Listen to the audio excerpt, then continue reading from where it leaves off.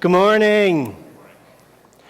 Hey, I want to give a shout out to our team of people who did the free coffee giveaway at Lakeside Park yesterday. Anybody who was involved with that, why don't you stand up? Let's give these guys a hand. We got some cool God stories. Just a couple, Kurt and Tanya. So here's what we did. We went to the Harvest Festival that was down at Lakeside Park yesterday afternoon, morning and the afternoon, and we were just giving away free cups of coffee, and people come by, it's like free coffee, and yeah, just to show you that the love of Jesus is free.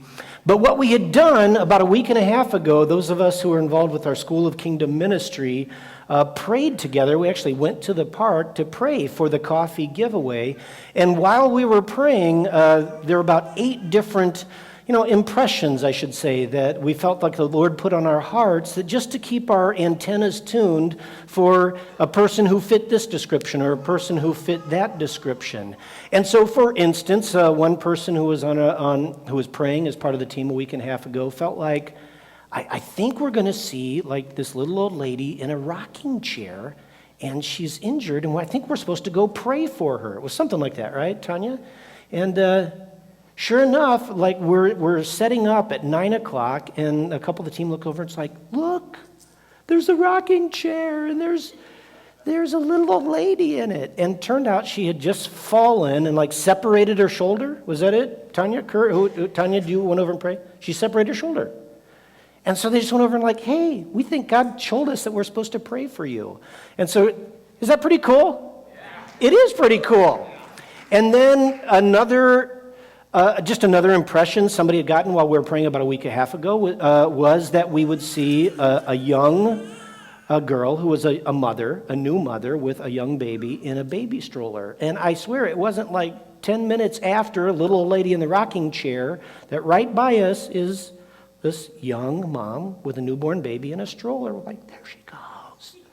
Let's go get her.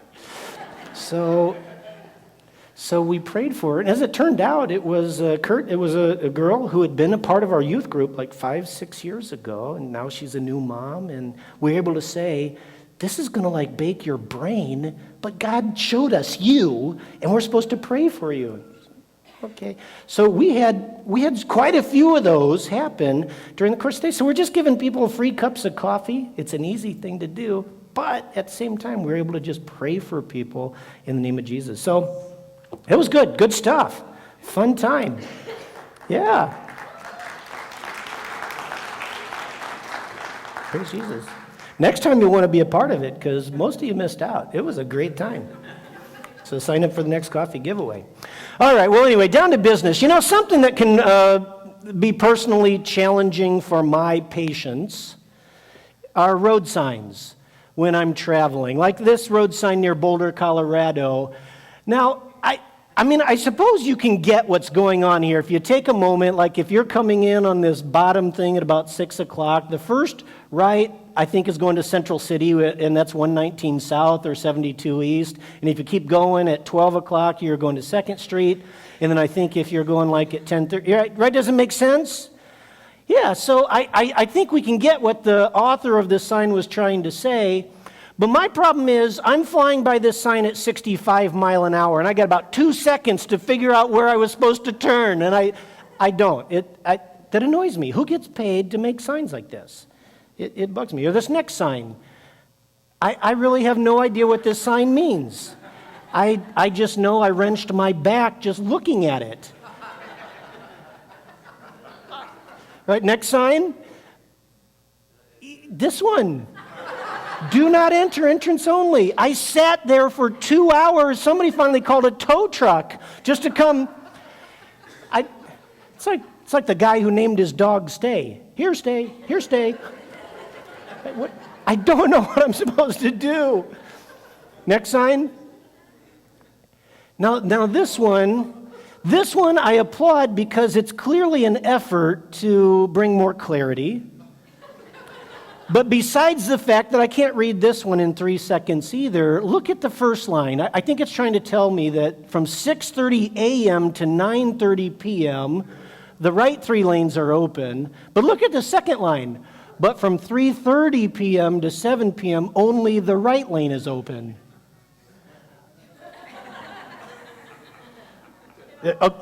All right, does that totally not make sense? Am I missing something? All right, some of you aren't awake. Go get another cup of coffee and then think about this for a little bit. That's Washington, D.C. No wonder we've got so many problems down in Washington, D.C. What's the last one? Oh, last sign. I am not sure what this sign is trying to tell us, but I think it's pretty important. I think it may have something to do with revenge of the tipped cows. And this time, they're mad. They're mad cows. Whatever this sign is telling us, we don't want to miss it. Well, our connection with this morning's Bible passage is this. Our Bible passage in John 6, verses 1 through 15, is the familiar story of the feeding of the 5,000, the miracle of feeding 5,000 people with a couple loaves of bread and 2 fish. And what we're going to see this morning, because I think a lot of us have probably heard like 1,000 sermons on the feeding of the 5,000, but what we're going to see is that this miracle of John 6 was not an end in and of itself, but rather the miracle was a sign. It was a sign, and like any sign, it was intended to point people in a particular direction. It was intended to point us towards something that's really important.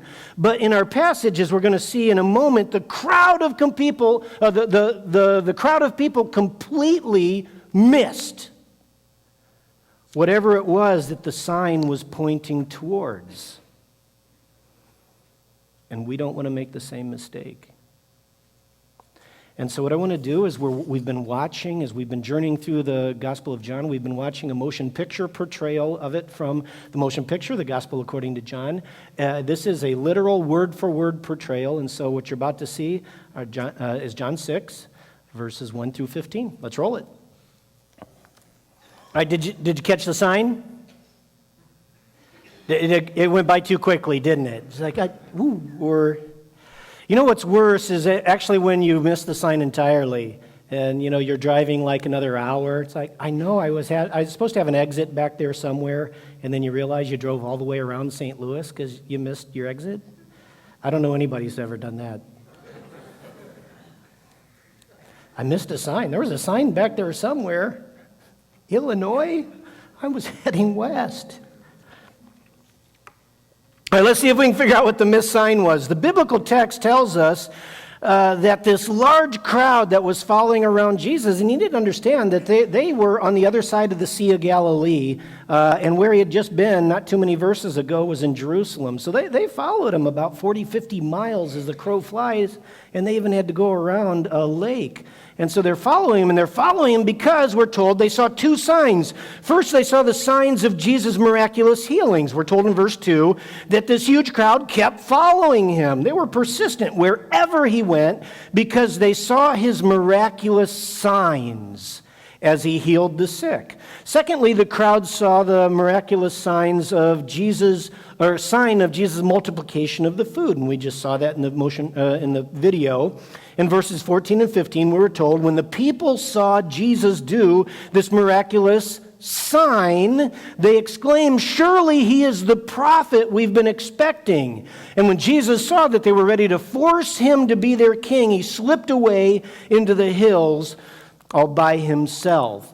And so from these 2 road signs, so to speak, the crowd drew some conclusions about some turns they were supposed to make, about the direction they were supposed to take. They drew some conclusions about what these signs were trying to tell them. And the first thing is they concluded that the signs were indicating to them that Jesus was the prophet they were expecting. First conclusion from the roadside. Second conclusion was this. They concluded that they should therefore force Jesus to be their king. See that in verse 15. Well, is that what the signs were pointing to? Is that what the signs were all about?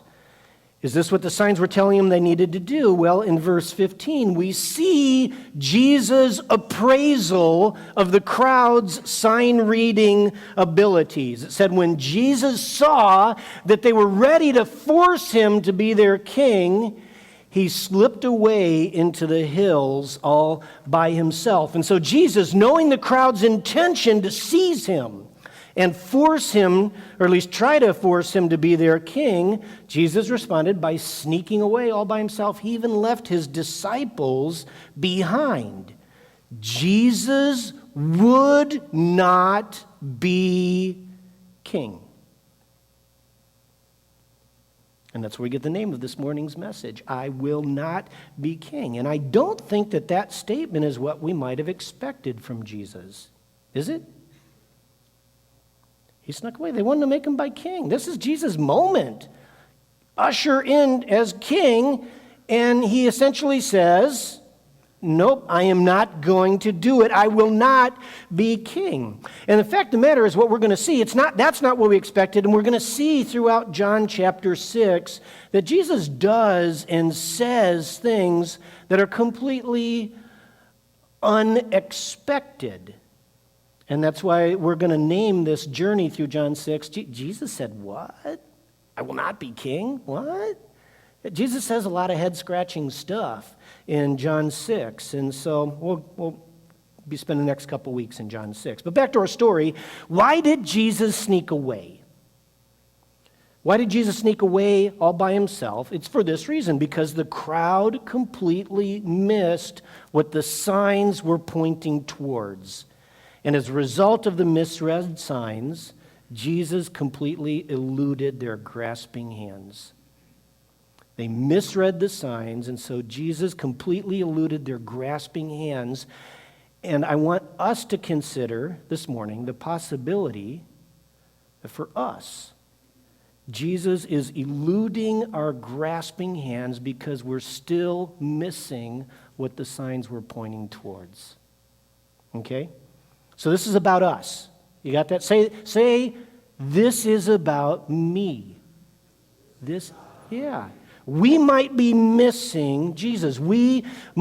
Jesus might be eluding our grasping hands because we're completely missing what Jesus' signs are telling us. So it's important. Let's figure out what the signs are supposed to be telling us, what we're supposed to do. And so the first misread sign had to do with the crowd's conclusion in verse 14 that Jesus was the prophet they were expecting. Verse 14, when the people saw him do this, when they saw him multiply the bread, they exclaimed, surely he is the prophet we have been expecting. So what is that all about? Who is this prophet?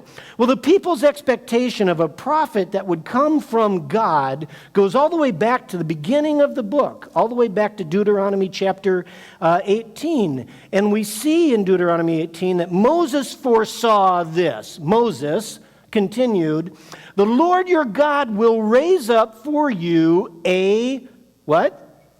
A prophet. The Lord will raise up for you a prophet like me. Take note of that. A prophet like me, says Moses, from among your fellow Israelites. You must listen to him. For this is what yourselves requested of the Lord your God when you were assembled at Mount Sinai, where the Ten Commandments had been given. It's a scary place. Scary stuff is happening, and the people freak out. And they said to Moses, don't let us hear the voice of the Lord our God anymore, or see this blazing fire, or we will die. And I love what God says next. He said, and the Lord said to me, what they've said is right. I will raise up then a prophet like you from among their fellow Israelites, and I will put my words in his mouth, and he will tell the people everything I command him, and I will deal personally. God, this is God speaking. I will personally deal with anyone who will not listen to the messages the prophet proclaims on my behalf. All right, now for those of you who have been following along in John chapter 5, this should sound familiar, right? Because back in John 5, we saw that Jesus claimed what? I only say what I hear the Father saying. The words that come out of my mouth are the words that God puts in my mouth. Isn't that what he said in John 5? So Jesus back in John 5 was clearly claiming to be the prophet who will have the words of God in his mouth. Jesus was who Moses foresaw, some 1,400 years before, back in Deuteronomy 18. All right, so track with this. So the large crowd that was following Jesus and watching his miraculous signs actually got that part right. Jesus was the prophet, right? Jesus was the prophet. So what part of the sign did the crowd miss? Do you have your thinking caps on this morning? This is like an Agatha Christie portion of John. We got to figure out what is going on here. So listen carefully, because it has everything to do with us. In Deuteronomy 18, Moses pointed to a prophet who would do what? What would he do? I can't hear, I'm too deaf. He would do signs? No, what did it say in Moses? What did it do? He would speak God's words. All right. Moses pointed to a prophet who would have the very words of God in his mouth. The prophet would tell the people everything that God commanded him to say. The prophet will tell the people stuff that they really need to pay very careful attention to, or God will personally deal with them for not listening to the words of the prophet. The prophet of Deuteronomy 18 was all about the words of God. The commands of God, the teachings of God, the precepts of God. And so the sign of the bread back in John chapter 6 was supposed to point to the teachings of Jesus as the very words of God that the people better pay close attention to, or else, right?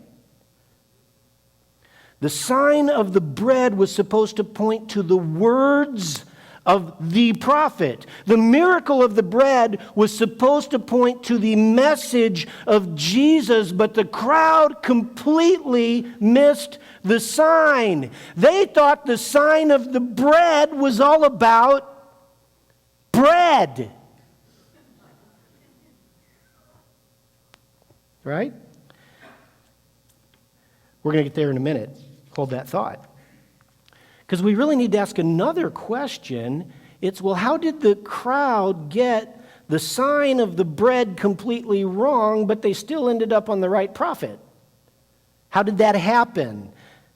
Well, track with this, because it's really pretty simple. In verse 18 of Deuteronomy 18, Moses foretold that this future coming prophet would be like me. Moses said, this prophet who will have the words of God in his mouth is going to be a prophet like me. And do you remember what was one of the miracles that Moses performed? What was it? The manna from heaven, bread from heaven, food from heaven. So this is back even further towards the beginning of the book in Exodus chapter 16. After Moses had delivered the people of God out of slavery in the country of Egypt, God provided food for the people as they journeyed through the desert wilderness by raining down food, by raining down bread from heaven, Exodus 16:4. Then the Lord said to Moses, look, this is where it's happening. I am going to rain down food from heaven for you, for the people of Israel. And each day the people can go out and pick up as much food as they need for that. The word food here is the word lechem, which is also means bread. It's bread, food, lechem, where we get Bethlehem. Bethlehem, just little Hebrew, Bethlehem. The Beth is house, the house of food. Bethlehem means the house of food, the house of bread. The Lord said to Moses, look, I'm going to rain down bread, lechem, from heaven for you. Each day the people can go out and pick out as much bread as they need that day. It's miracle bread. It's wonder bread from heaven. So the people back on the mountain, now think about this, the people back on the mountain on the shores of the Sea of Galilee back in John 6 saw Jesus miraculously multiplying bread from heaven, right? They saw the sign of the bread and they concluded, aha, this must be the prophet that Moses foresaw that was going to be just like him. And he's a prophet just like Moses because he's a miracle multiplier of bread from heaven. He's a provider of wonder bread, right? Surely he's the prophet. Does it make sense? how they made the connection between the prophet of Deuteronomy 18 and Moses in Exodus 16. So don't miss this then. So for the crowd, the miraculous seaside fish and chips picnic lunch was all about the bread. And that's how they made the connection with the prophet. Right person, but the wrong reading of the sign. The crowd completely missed that the miracles of the prophet pointed to the message of the prophet. For the crowd, it was all about the bread. And we know this is the case because in a couple weeks, we're going to see later in John 6 that Jesus called out the crowd on their response to the sign of the bread. This is what we're going to see in John 6:26. He's going to tell this very same people. Do I have that slide? Is that on there, John 6:26? There it is.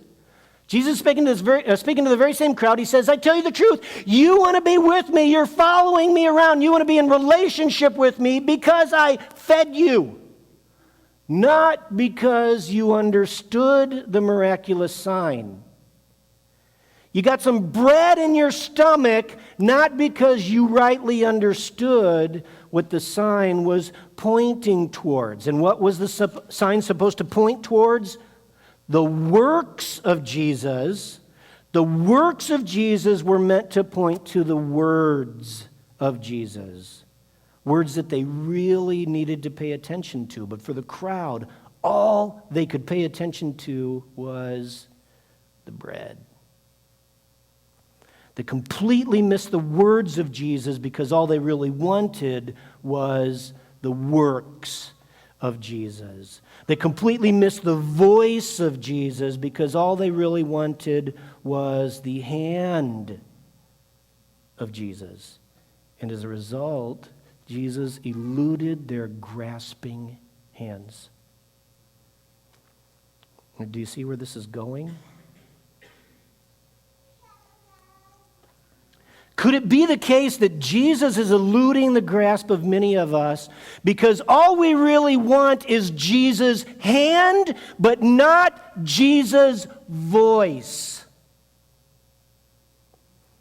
All we really want is for Jesus to miraculously multiply bread from heaven, to miraculously meet our needs, to miraculously multiply signs that result in the satisfaction of our stomachs. But for goodness sakes, we don't want Jesus' voice to be the voice of God that we better pay attention to, or else.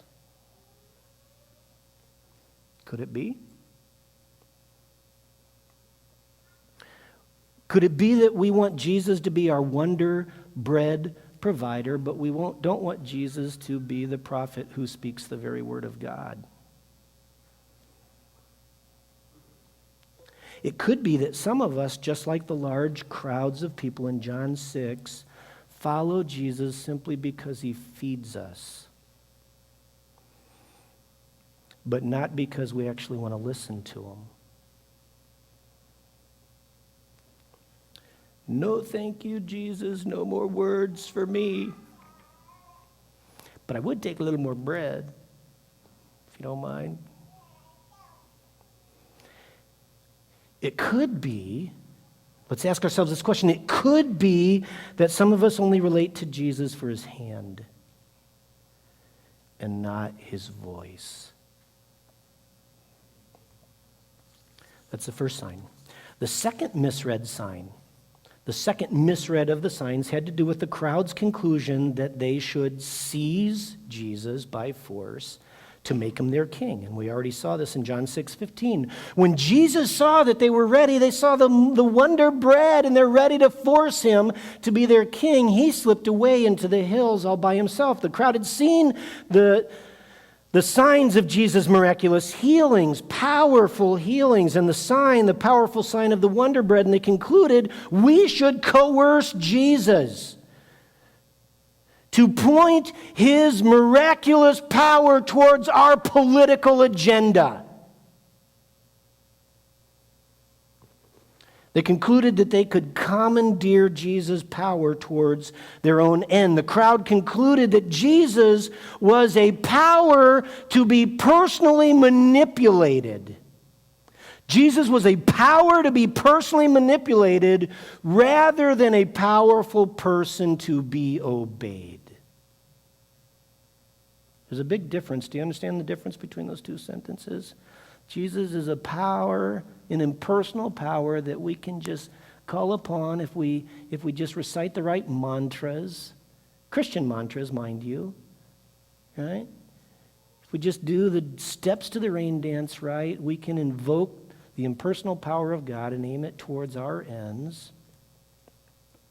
Or we can relate to Jesus as a powerful person that we obey. Right? See the difference? The crowd got it wrong, and as a result, Jesus eluded their grasping hands. Well, could it be the case that Jesus is eluding the grasp of many of us because we relate to Jesus as if he's an impersonal power for us to coerce, for us to commandeer, for us to command, for us to manipulate towards our own agendas, rather than relate to Jesus as a person who is powerful? Could it be that for some of us, just like the large crowds of John 6, we relate to Jesus as our, as our very own personal, little pocket puppet king? Jesus is our own personal little pocket puppet king. He does amazing things. I'm going to pull him out and see if I can get him to force him to do whatever it is I want him to do. Could it be that some of us want to make Jesus our very own personal, powerful little puppet king that we rule over rather than relating to Jesus as a powerful king who rules over us? Could it be that that is why Jesus is eluding our grasping hands? We need to read Jesus' signs rightly. They weren't poorly thought out, right? They're not confusing, though they might be hard to read if you're flying by Jesus at 65 miles an hour, or you're only giving him about 3 seconds of your attention. But if you read the signs, they're pretty clear. Jesus is saying to you through these amazing things that he does, pay very careful attention to what I'm saying. Pay very careful attention to my words, because they are the very words of God. That's what the sign is pointing to. And Jesus is very clearly saying, if you stop to read the sign, I will not be your little pocket puppet king. I will not. We must read his signs correctly. And I want to wrap up here, but I just want to make one footnote. This is the astounding thing. This is the clear message of the signs, right? But this is what blows me away about Jesus. He fed them anyway. Isn't that amazing? They completely got it wrong, but he still fed them lunch. And isn't that the way he is? He's amazingly gracious,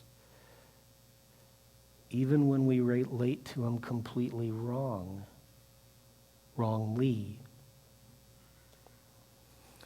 But having said that, we must be careful not to confuse his graciousness in spite of us, with what he's calling us to. Pay careful attention to my teachings. Don't relate to me just as your hand, but listen to my voice and obey what I'm saying. Don't mince the words. These are the very words of God. Let's stand.